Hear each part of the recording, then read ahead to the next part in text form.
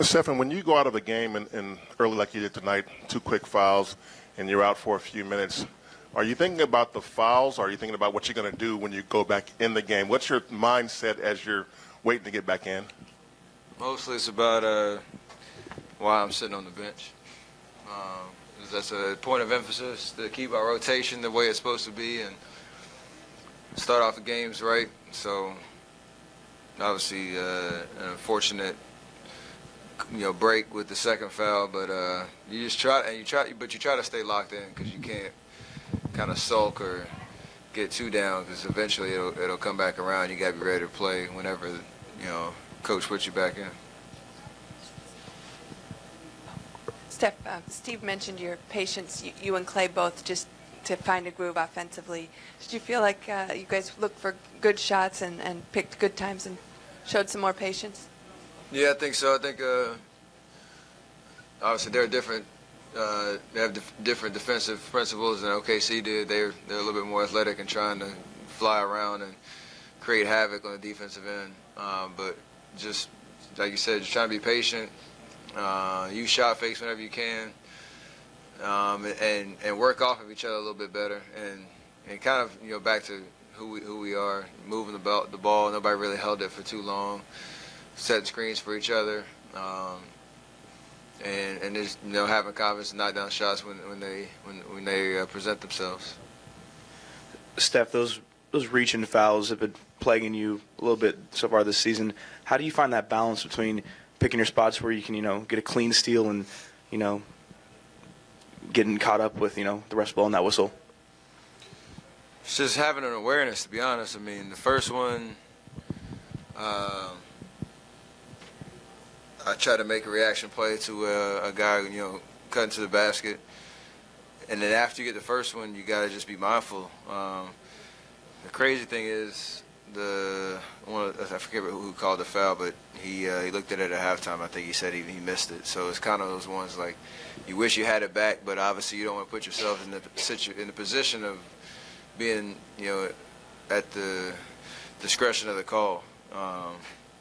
But looking back, you try to just have an awareness of knowing if you don't have a play on the ball, keep your hands out, let somebody else come over and try to get or contest the shot at the rim, and then from there I can stay on the floor. So we've seen these crazy halves and crazy quarters in the past, and sometimes it's a single play that kind of triggers the whole thing.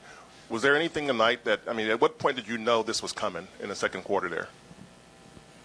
I didn't until I think the second three I hit in transition coming down. Either Zaza or Jordan, JB set a great screen and was able to knock it down. Actually, it might have been D West. But anyway, just have those kind of momentum plays where you start to open up the game. And then from there, just staying aggressive and got to the free throw line as well. So things started to flow. But I'd probably say that three right before the timeout, early in the second quarter, where you start to get a rhythm and your shot feels good and you're getting some open ones. That's when the avalanche starts.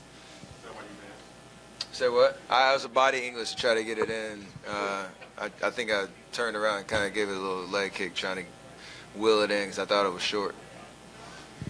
Steph, what did you see from Jordan tonight? His ferociousness on the defensive end of the floor? Yeah, that's his bread and butter. He loves, having that opportunity to impact the game, blocking shots, switching, onto whoever he needs to take on that one-on-one challenge, and using his athleticism and his high basketball IQ on the defensive end to impact the game. So I know he's been chomping at the bit to try to get out there and play. And that next man-up mentality with Draymond and KD out, this is his opportunity to go from inactive to the starting lineup and perform the way he did. That's kind of a testament to the kind of player he is and his potential. Which one of his blocks do you like the best?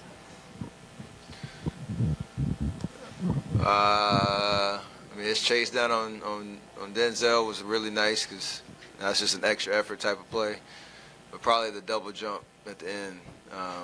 That just takes a freak athlete to be able to have that kind of quickness off the ground.